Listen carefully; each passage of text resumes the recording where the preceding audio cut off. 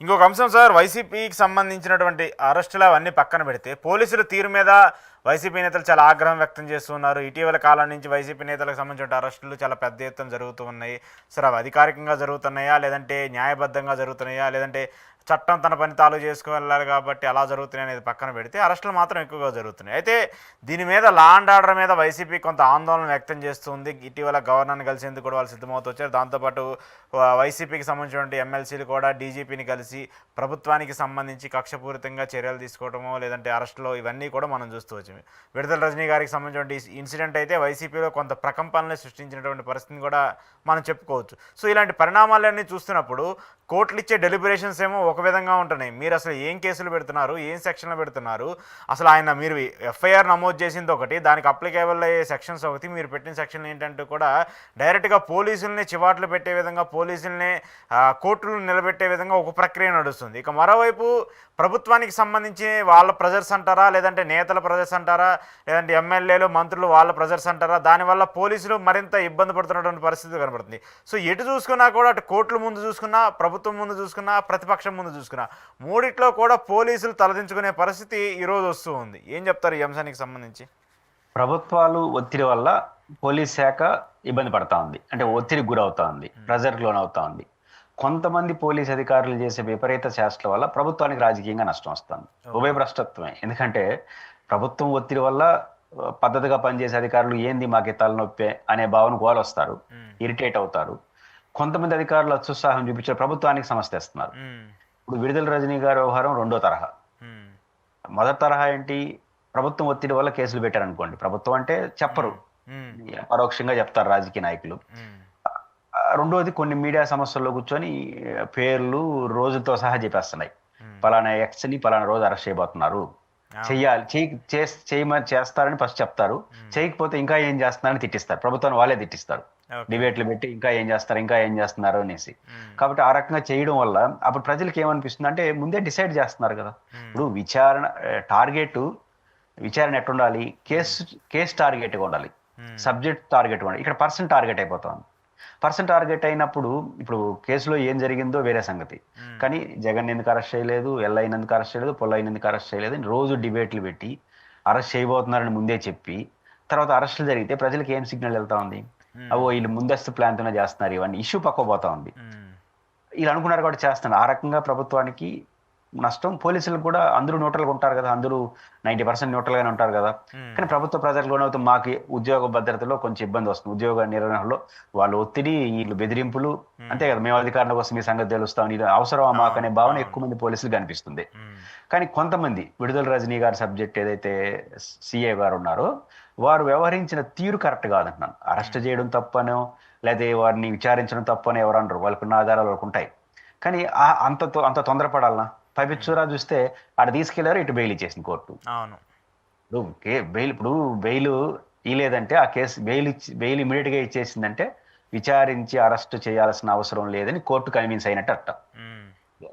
విచారించకూడదని కాదు, విచారించుకోండి, అరెస్ట్ చేసి జైల్లో పెట్టి విచారించాల్సిన అవసరం లేదు, ఎవరు విడుదల రజనీ గారి పిఏ వ్యవహారము అనేది కోర్టు భావించింది కాబట్టి బెయిల్ ఇచ్చింది, లేకపోతే రిమాండ్ ఇచ్చేసి ఉంటుంది. కాబట్టి ఇప్పుడు దాని అర్థం ఏంటి, అంత తీవ్రమైన కేసు కాదనే కాదు, మీరు పెట్టిన సెక్షన్ల ప్రకారం, మీరు చెప్పిన ఆర్గ్యుమెంట్ ప్రకారం అలాంటి దానికి అంత అడావుడు చేయాలనా? నా పాయింట్ ఏంటంటే, ఒకవేళ బెయిల్ ఇచ్చి లోపల పంపించున్నారు అనుకో, బెయిల్ ఇవ్వకుండా తీవ్రమైన కేసు అనుకుంటారు సమాజం, అటు పోయారు, ఇటు బెయిల్ మీద వచ్చేసినారు. ఇప్పుడు ఏమని సమాజం ఏమనుకుంటుంది, ఈ కేసుకి ఇంత గొడవ చేయాలనా? ఇప్పుడు పెద్ద నేరము, లోపల పెట్టి 2-3 నెలలు జైల్లో ఉంటాడు అట్లాంటి కేసు అనుకోండి, పెద్ద కేసుగా ఉందనుకుంటారు జనం. ఇప్పుడు అటు పోయి ఇటు వచ్చేసినారంటే బెయిల్ తీసుకొని, ఇంత చిన్న కేసుకి, ఇంత చిన్న వ్యవస్థకి ఇంత అడావుడి చేయాలన్నా, ఏదో యుద్ధ వాతావరణం సృష్టించి చేయాల్సిన అవసరమే ఉంది. ఇప్పుడు విడుదల రజనీ గారు పోతున్న కారులో వాళ్ళ పిఏ అరెస్ట్ అయిన శ్రీకాంత్ అనే వ్యక్తి ఉన్నారు. మీకు శ్రీకాంత్ ని అరెస్ట్ చేయాలని మీకు అనుకుంటున్నారు, సమ్ సెక్షన్స్ ఏదైనా పెట్టుండొచ్చు. ఇప్పుడు శ్రీకాంత్ అరెస్ట్ కి ఒక నెగిటివ్ అనుకుందాం, విడుదల రజనీ గారు నాన్ కోఆపరేట్ చేశారు అనుకుందాం, కాసేపు నాన్ కోఆపరేట్ చేసి ఆమె కారులో పెట్టుకున్నారు అన్నాం. ఏం చేసేయగలరు నాన్ కోఆపరేషన్ చేసి? ఈ రోజు ఆడ కాకపోతే ఇంకో చోట దొరుకుతారు కదా, కారులోనే ఉన్నారు. ఇప్పుడు ఆ కారులో, వెనకాల కారులో పోయి ఆమె నోటీస్ ఇచ్చి, లేకపోతే పలానా సెక్షన్ కింద అరెస్ట్ చేస్తున్నామండి, ఎఫ్ఐఆర్ పోలీస్ స్టేషన్కి వస్తే ఇస్తాం రండి, అప్పుడు చంద్రబాబు గారిని అరెస్ట్ చేసినారు తీసుకున్నారు, అట్లా కూడా చేయొచ్చు, తీసుకొని పోవచ్చు. ఒకవేళ దానికి కూడా ఆమె నిరాకరిస్తే ఆమె పైన కేసు పెట్టచ్చు. ఓకే. పోలీసుల యొక్క విధి నిర్వహణ ఆటంకం కలిగించిన వ్యక్తిగా ఆమె మీద కూడా కేసు పెట్టొచ్చు.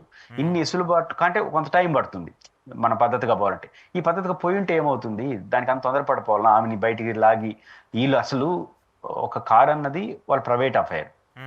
ఆ ప్రైవేట్ అఫైర్ ఉన్న కారు నేరుగా సిఐ గారు దూరడం ఏంటి, పోయి ఆడ కూర్చోవడం ఏంటి, అతను లాక్కొని రావడం ఏంటి. పోయి ఒకవేళ మహిళ మాజీ మంత్రి అప్పుడు ఏం చేయాలి, మహిళా కానిస్టేబుల్ ఉన్న లోపల పంపించాలి అంత అవసరం అనుకుంటే. అవును అవును ఉండాలి కదా, ప్రోటోకాల్ ప్రకారం ఉండాలి కంపల్సరీ. పైపెచ్చు అతను మీరు అంచనాతో వచ్చారుగా, విడుదల రజనీ గారి కారులోనే ఉన్నాడు అని అంచనాతే కదా పోలీసులు అక్కడికి వచ్చారు. విడుదల రజనీ అనే మహిళని తెలుసుగా, మహిళా కానిస్టేబుల్ పెట్టిండొచ్చుగా. లేకపోతే మొహాలు వెళ్తాడు, ఎక్కడికి వెళ్తాడు, ఇంటికి వెళ్తాడు, ఇంటికి వెళ్ళి అరెస్ట్ చేయడానికి లేదా, ఒకరోజు లేట్ అవ్వచ్చేమో కానీ అరెస్ట్ చేయడానికి అవకాశం ఉంది. ఇన్ని ఎసులుబాట్లు అన్ని వదిలేసి ఇట్లా వ్యవహరించలేముంది. దట్టు విడుదల రజనీ గారు ఒక పొలిటీషియన్ గా మామూలుగా బయట అయితే ఆమె దబాయించి మాట్లాడుతుంది, మేము అధికారం కోసం మీ సంగతి తెలుస్తాం, మేము ఒప్పుకోమని. కానీ ఆ సంఘటనలో ఆమె చాలా పొలైట్ గా బిహేవ్ చేసింది. అవును, సిఐ గారు అంటూ బిహేవ్ చేసిన పద్ధతి మాట్లాడలేదు. కానీ ఆమె అట్లా ప్రవర్తిస్తుంది అన్నప్పుడు పోలీసులు ఇంకొంచెం గట్టిగా ప్రవర్తించాలి, ఇంకొంచెం బాధ్యతగా ఉండాలి. సహకరించండి మేడం, లేకపోతే మీ పైన కేసు పెట్టాల్సి ఉంటుంది అనే చర్చ అవసరం లేదు. ఫస్ట్ ఆమె అడుగుది ఏ కేసు, ఖచ్చితంగా చెప్పాలి కదా, అరెస్ట్ చేసినప్పుడు ఏ కేసు కింద అరెస్ట్ చేస్తున్నామని. ఆమె పిఏ కదా, ఆమె ఆయన ప్రైవేట్ కాదు కదా. ఆమె పిఏ అయినప్పుడు ఆమెకు ఆ రైట్ ఉంటుంది, పిలవచ్చు, అడగచ్చు. అన్నిటికీ నాన్ కోఆపరేట్ చేస్తే రికార్డు చేసి పెడితే రేపు బెయిల్ కూడా వచ్చి ఉండదు వాళ్ళకి. స్వభావం ఇది, మేము ఇంత పద్ధతిగా వ్యవహరించాం, వీళ్ళు ఇట్లా బిహేవ్ చేశారు, అందువల్ల ఈ స్వభావం ఎట్టుంది కాబట్టి బెయిల్ ఇద్దండి అని ఉంటే కోర్టు కూడా బెయిల్ ఇచ్చి ఉండదు. కాబట్టి ఏం వదిలేసి ఇచ్చారు. కొత్త విడుదల రజనీ గారి వ్యవహారంలో ఆ ఘటన జరిగినప్పుడు విడుదల రజనీ గారు మానసికంగా ఇబ్బంది పడ్డారు. ఉమెన్ కదా, ఇబ్బంది పడ్డారు, ప్రెజర్కి లోన్ అయ్యారు, ఫీల్ అయ్యారు. కొద్దిసలు ఏడ్చినంత పని అయిపోయింది ఆ పని. కానీ ఆ క్షణం వరకే. కానీ ఈ రోజు రాష్ట్రంలో విడుదల రజనీ ఒక హీరోయిక్ లీడర్ గా బయటపడ్డారు. ఈరోజు అందరూ విడుదల రజనీ గారికి సంఘీభావంగా ఆంధ్రప్రదేశ్ లో ఉన్న ప్రతి వైసీపీ క్యాడర్ ఎందుకు స్పందించింది? ఆ ఘటన చూసిన వాళ్ళు, ఆ వీడియో చూసిన వాళ్ళు ఎవరైనా ఫీల్ అవుతారు, ఏంది ఈ పద్ధతి అనేసి. దీనివల్ల ఎవరికి నష్టం? ఆ సమయంలో విడుదల రజనీ గారు ఒత్తిడికి లోనయ్యారు, మానసికంగా కొంత ఇబ్బంది పడ్డారు. కానీ ఆ తర్వాత ప్రభుత్వానికి నష్టం వచ్చేసింది, ప్రభుత్వానికి డ్యామేజ్ అయింది. ఎందుకంటే ఇప్పుడు సిఐ గారిని చూడరు కదా, ప్రభుత్వం చెప్పిందట్టు అనుకుంటారు. అల్టిమేట్ గా ప్రభుత్వం చెప్పిందే పోలీసులు చేస్తున్నారనే తీరుకు వచ్చేస్తుంది కదా. ఇప్పుడు ఆ సిఐ గారి పోయింది ఏముంది, ఆయన ఏం కాదు. మహా అంటే వచ్చే ఎన్నికల్లో వైసీపీ గెలిస్తే వాళ్ళు ఏదైనా విచారణ జరిపి ఏదైనా చేస్తాడు, ఆ తర్వాత ఆయన తిప్పలు ఆయన పడతాడు. ప్రభుత్వానికి పొలిటికల్ గా డ్యామేజ్ కదా. కాబట్టి ఇట్లాంటి ఘటనల్లో కొంతమంది పోలీసులు వ్యవహరించే, కొంతమంది, అందరూ కూడా కాదు, కొంతమంది వ్యవహరించే తీరు ప్రభుత్వానికి పొలిటికల్ గా నష్టం. కానీ ప్రభుత్వం, నేనేమంటానంటే, నేరం ఏంటి, ఏ సెక్షన్ కింద అరెస్ట్ చేయాలి, ఒక పద్ధతిగా చేసుకోండి, ఎవరేం తప్పట్టరు. అట్లా కాకుండా మనకు కొన్ని కోరికలు ఉంటాయి, గట్టిగా అరెస్ట్ చేయాలి, లోపల వేయాలి, 4 రోజులైనా జైలు, అట్లాంటి సెక్షన్లు ఒప్పుకో. కొన్ని సెక్షన్లు ప్రతిదానికి జైలే కాదు కదా, శిక్ష పడితే జైలు. కానీ కేసుకి జైలు పెట్టుకుంటా పోతా ఉంటే యాగి దారి తీస్తుంది. రెండోది, ఈ ఘటనతో ఎంత కంగారు పడ్డారో వైసీపీ కార్యకర్తలు ఆ క్షణం, అంతకు రెట్టింపు యాక్టివిటీ చేశారు రాష్ట్రంలో. ఎందుకు, ఎప్పుడు కూడా ప్రెజర్ ఎక్కువ అయిపోతే రియాక్షన్స్ కూడా అంతే రీతిలో ఉంటాయి. అది మనిషి యొక్క స్వభావం ఏంటంటే ఫస్ట్ భయపడతా ఉంటారు, ఏంటి ఏం చేస్తుందని. ఒక్కసారి ఎక్కువ ప్రెజర్ చేసారనుకో, అంతకుమించి ఏం కాదని అనుకుంటారు. ఇప్పుడు విడుదల రజనీ గారి లైఫ్ లో, రాజకీయ లైఫ్ లో నిన్న జరిగిన ఘటన అనేది ఒక పెద్ద కుదుపు. చాలా చూసింది ఆమె రాజకీయాల్లో స్వల్పకాలంలోనే. కారులో లాక్కోవడం, దబాయించడం, బెదిరించడం, ఒత్తిడి, ఇంతకు మించి ఏమవుతుంది దానికి? ఇంకా అంటే police station, case, police station లో పోయించింది చాలా సార్లు, జైలు పోవాల్సి వస్తుంది. భయపడరు కదా, మరింత తెగిస్తారు కదా. అదే మీరు పద్ధతిగా పోతే ఏమో అరెస్ట్ చేస్తారేమో, అయితే నెట్ట కాపాడుకోవాలి, ఏం బెయిల్ తీసుకు, ఇన్ని భయాలు ఉంటాయి. ఆ భయాలన్నీ పోగొడేశారు, మీరే పోగొడుతున్నారు. భయపెట్టాలని భయాలు పోగొట్టేస్తున్నారు. కాబట్టి అది భయపెట్టాలని ప్రతిపక్షాన్ని భయాన్ని పోగొడుతున్నారు, వాళ్ళకి యాక్టివేట్ కావడానికి అవకాశాన్ని ఇస్తున్నారు. రెండో వైపు ప్రభుత్వానికి చెడ్డ పేరు తెస్తున్నారు. కానీ ప్రభుత్వం కేసుగా చూడండి, చట్టంగా చూడండి, తప్పు చేసినా శిక్షించండి. ఆ పద్ధతి పోకుండా పోతే అల్టిమేట్ గా ప్రభుత్వానికి నష్టం.